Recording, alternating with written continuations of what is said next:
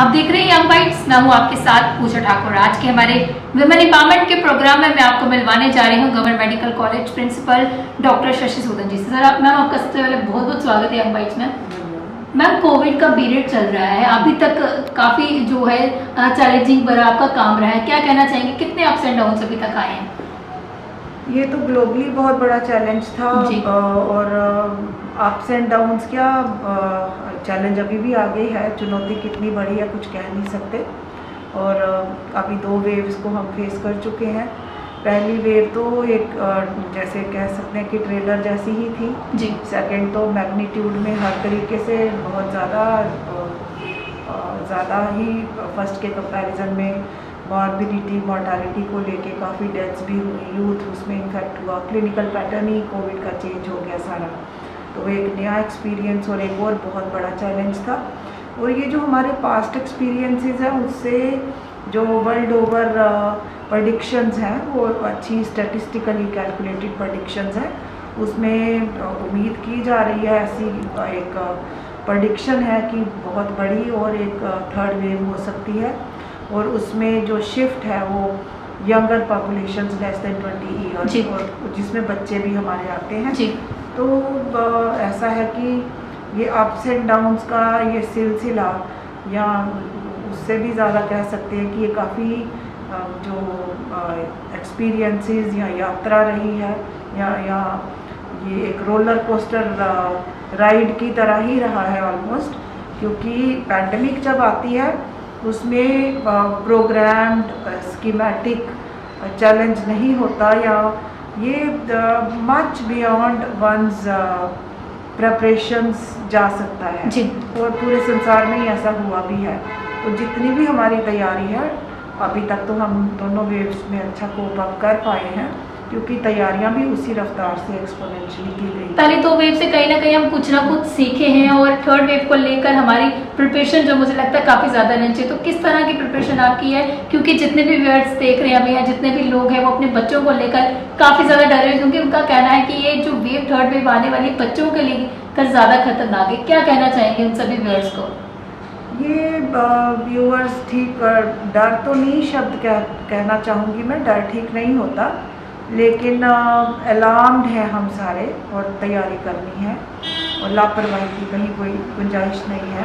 Covid appropriate behaviour ही इकलौता तरीका है प्रिवेंशन का कि हम ट्रांसमिशन चेन्स रोकें। अगर कोई इन्फेक्ट हो भी जाता है वो बढ़ने ना दें अपने से दूसरे तक इन्फेक्शन।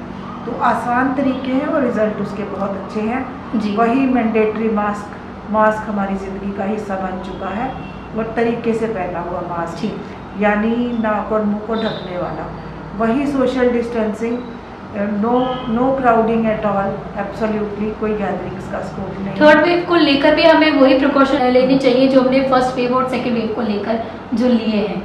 आप जैसे बार बार सुन रही होंगी, लोग भी अभी तक जागरूक हो चुके हैं कि ये वायरस म्यूटेशन प्रोन है जी। तो कल का आने वाला म्यूटेंट कैसा होगा वो हमारे हाथ में नहीं है।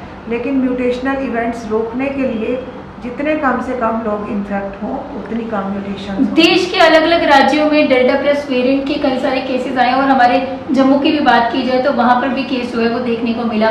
उसको लेकर क्या अलग प्रिकॉशन लेने की ज़रूरत है या क्या कुछ कहेंगे आप? अभी एक डेल्टा प्लस वेरिएंट आया और 4 वेरिएंट्स ऐसे हैं जो ऑब्जर्वेशन या मॉनिटरिंग में रखे गए हैं। म्यूटेशन प्रोन वायरस है तो कितने म्यूटेंट्स आएंगे और कौन सा म्यूटेंट कितना अप्लाइड होगा वो क्लिनिकली अप्लाइड होगा कि कोई क्या डिजीज़ पैटर्न में चेंजेस आई हैं, ट्रांसमिशन में चेंजेस आई हैं, कोई पर्टिकुलर ग्रुप को इन्फेक्ट करता है वो चेंजेस आई हैं।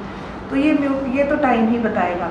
लेकिन प्रिकॉशंस सिंपल हैं, वही कोविड अप्रोप्रिएट बिहेवियर।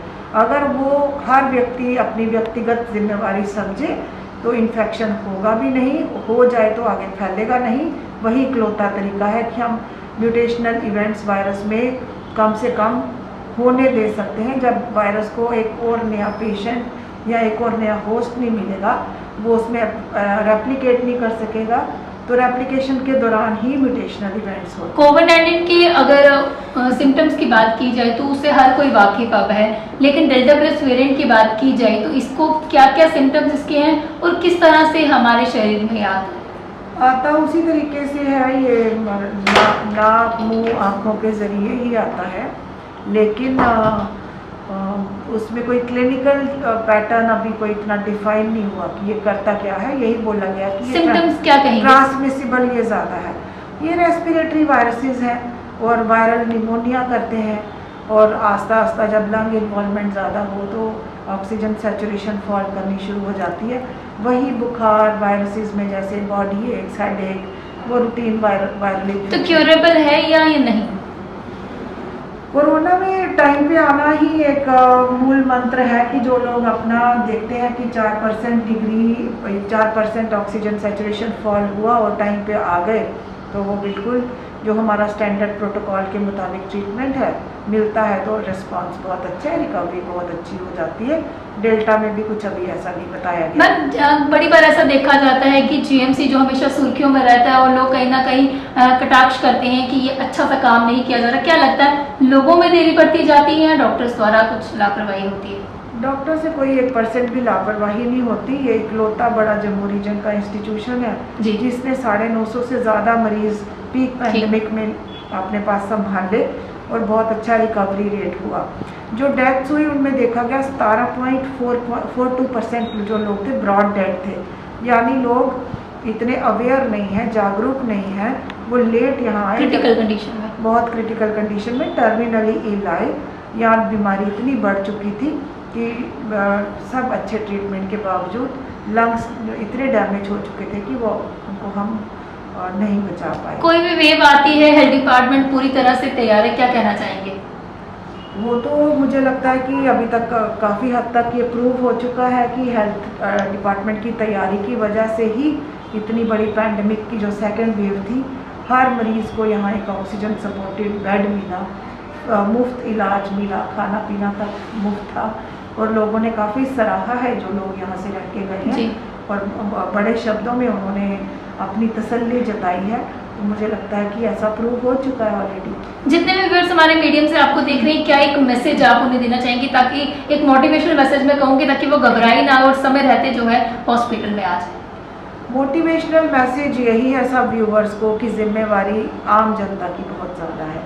अपनी सेहत को वो लाइटली ना लें, प्रिकॉशंस इसलिए लेने हैं कि उनको इन्फेक्शन ना हो जाए तो एंजाइटी की बात नहीं है। हमारा हेल्थ केयर सिस्टम बहुत अच्छा है, पहले से मैं बोलूँगी कि मैनी फोल्ड्स बढ़ाया गया है, बढ़िया है और प्रूव भी हो चुका है।